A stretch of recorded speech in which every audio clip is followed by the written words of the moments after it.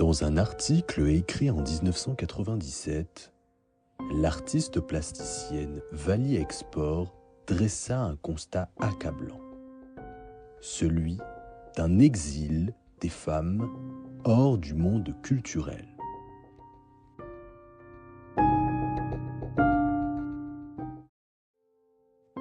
Et si ce constat vous rend toujours perplexe, la production cinématographique actuelle nous le rappelle encore aujourd'hui.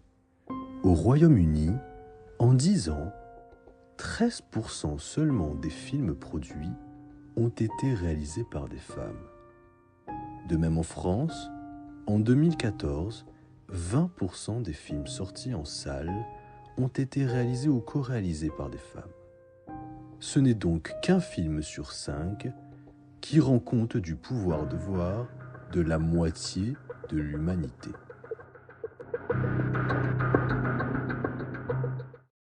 Ainsi, dans un environnement culturel où la prise de parole publique est réservée à l'homme, l'incompréhension règne, le dialogue est dès lors rompu.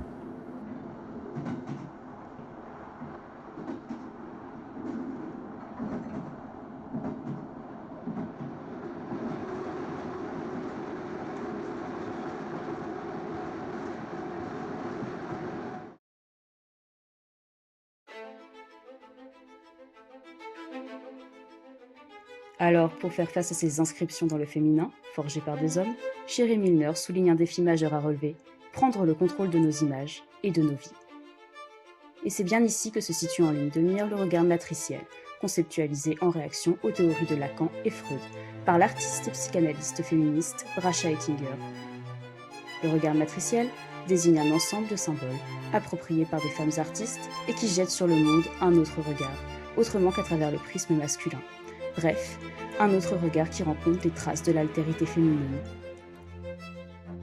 Ettinger utilise notamment l'image du prénatal pour élaborer cette théorie, en demandant au spectateur d'aller à la rencontre de l'autre, ce qu'elle appelle le mover.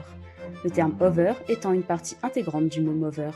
Le fait de pouvoir comprendre les sentiments des autres viendrait d'un état archaïque, consolidé dans la phase utérine, et il faut faire émerger cette capacité refoulée en nous. Toutefois, le regard matriciel n'est pas un regard de domination s'opposant au regard phallique, mais plutôt un regard de l'intersubjectivité, un regard qui s'adresse à la fois aux femmes et aux hommes, invitant plus que tout à la rencontre de l'autre. C'est donc, en définitive, le regard indispensable de la réconciliation. Cette intersubjectivité comme lieu de rencontre donne lieu à une représentation féminine où l'autre ne se fait plus objectifier par le spectateur. Lacan considérait par exemple que la mère était un objet de médiation entre elle et son enfant, mais elle ne pouvait jamais être sujet. Avec un regard matriciel tel qu'Ettinger l'a théorisé, les deux sujets se rencontrent et sont transformés, ce qui brise les frontières. Les expériences peuvent alors se confronter et émerger. To all these, the theater of seduction into death in which we live. Love evokes the time-place of what I have named the matrixial kernel of love.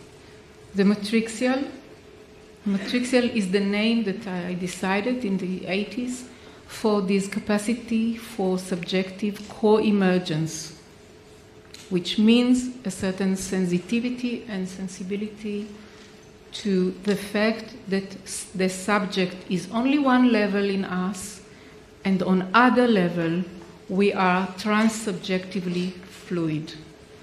Not endlessly, but only when there is feeling and affect.